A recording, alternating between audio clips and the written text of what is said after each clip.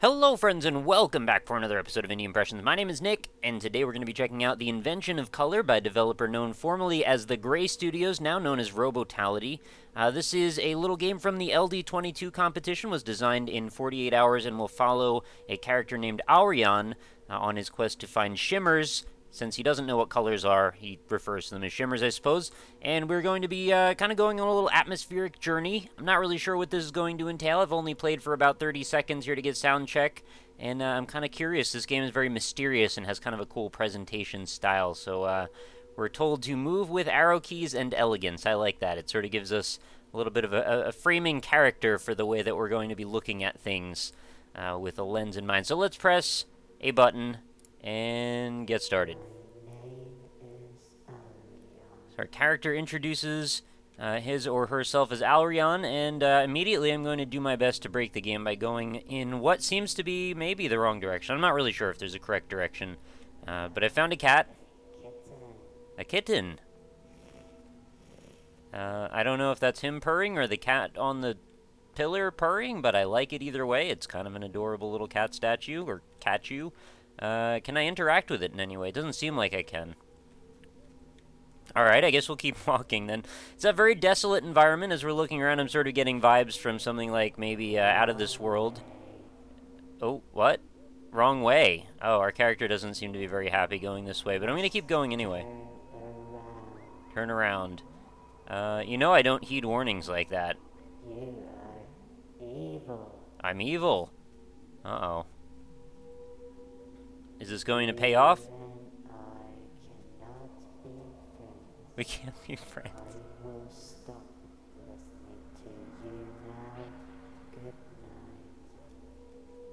He's gonna stop listening to me now. I don't know why he was listening to me in the first place. I just wanted him to find a nice kitten or something. Alright, so maybe there isn't anything in this direction. Okay, that's creeping me out.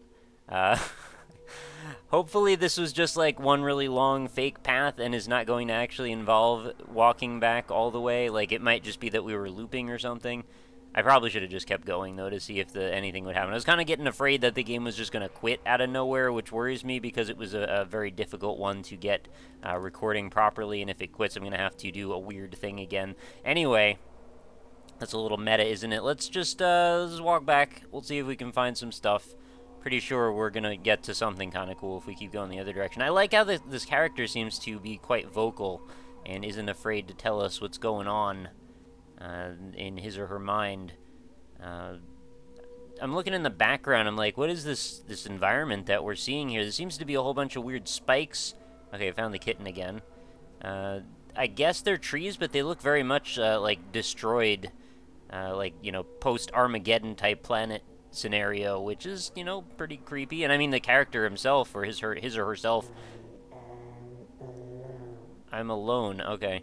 The character seems to be rather mysterious in its own right. I mean, it seems like sort of almost like a branchy, twiggy type of character. I'm not really sure if that's a thing that can be a thing, but I like it. And also there seems to be some sort of something rising. In the distance, I can see not, I think is what it said there. What are these weird carrots? I'm assuming they're carrots. They also kind of look like female reproductive tracts or something, but I don't know why those would be embedded in the ground. Also strange, mysterious bush. Very alien-looking world for sure. Now that's pretty. There's some color. It is marvelous. Oh, and the color seems to attracted to me in the form of particles. I still can't interact with it per se, but it's nice that I can see it and it seems to be following me around, so maybe I'm going to spread colors to other places, and that's very ornate. What's that doing here? Does this have any function, or is this just to... No, okay. I thought maybe it was going to, like, light up or something if I stood in the right spot. Doesn't seem to be the case. Oh, this is interesting, too. This looks like a sword. Well, it's probably more like a grave marker or something, but it looks like a sword, and I'm sort of imagining, like, the grave of Sif or something, or the, not Sif, but the, you know, Artorias character from Dark Souls being guarded by Sif or something. Aurion needs more shimmers. Okay, we need to find more colors, apparently, but I only have one direction to go in, now that I know that going left makes him pissed off at me.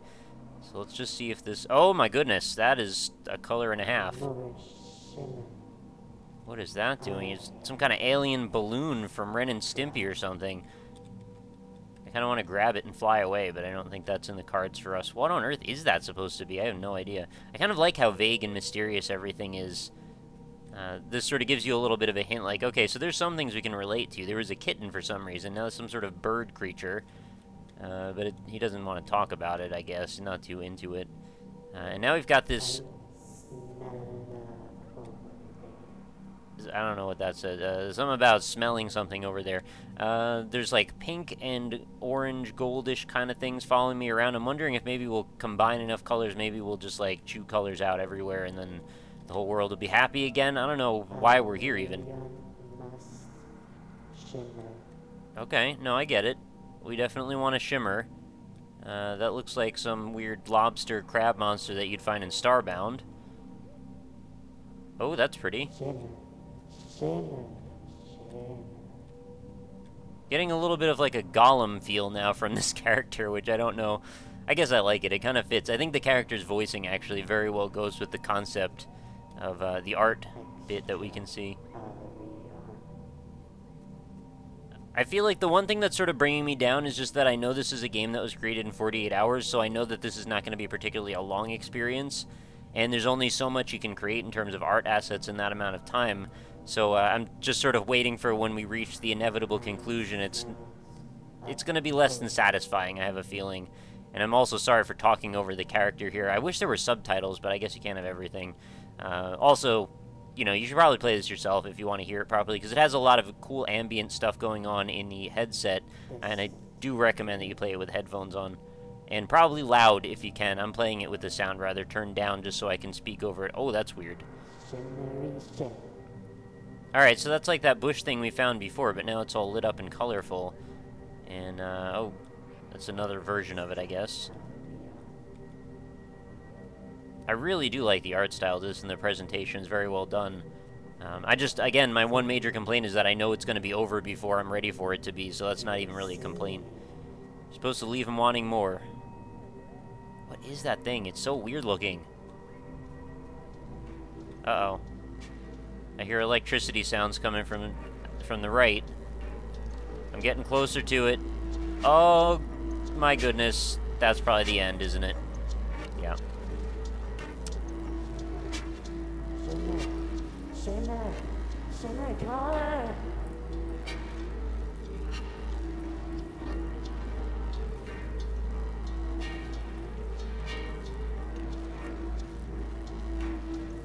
Alright, so we clearly reached the conclusion of that little journey, and I actually just reset the game just so I could get back to have something to talk over, because the game just sort of stuck on that menu. But I'd much prefer that it does that instead of just turns off, because that's usually what happens. So we're just going to keep walking to the left here, and see if we can draw any conclusions. So what on earth happened in this whole scenario?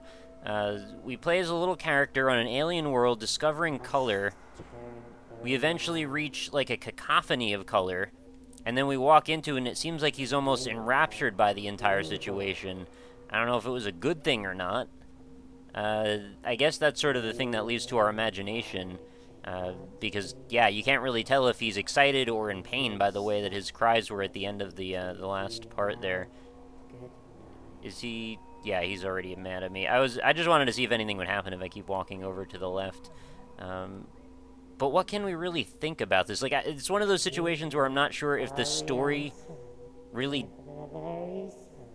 Okay, really creepy when he does that. Oh, I was so close last time. Oh, I walked away from the colors and he never finds any. Shimmer color. Okay, really creepy. Now it's just playing voices over one another. I don't know what to tell you, man. I was going to try and analyze what the story was, really, with the invention of color, but it's, I guess, going to be for you guys to help me figure out. I can't really feel like I can come to too many conclusions from this, but if you can, I'd love to hear your theories. Let me know in the comments what you think, and who this little character might be, and what his story is with the rest of this situation. It is very curious, and I do like games that leave a lot open to the imagination to sort of come up with things that seem to make sense to you. Also, this is kind of just a cool little scene to sit on with the little wisps rising up out of the ground. But anyway, I'm going to let you go for another day. Hopefully you enjoyed the episode. I know it was a little bit fragmented and maybe a little disjointed at times, but, you know, such is the nature of esoteric, abstract games created in 48 hours, I suppose. So, yeah, I need your opinions to make this whole thing come together. Help me out.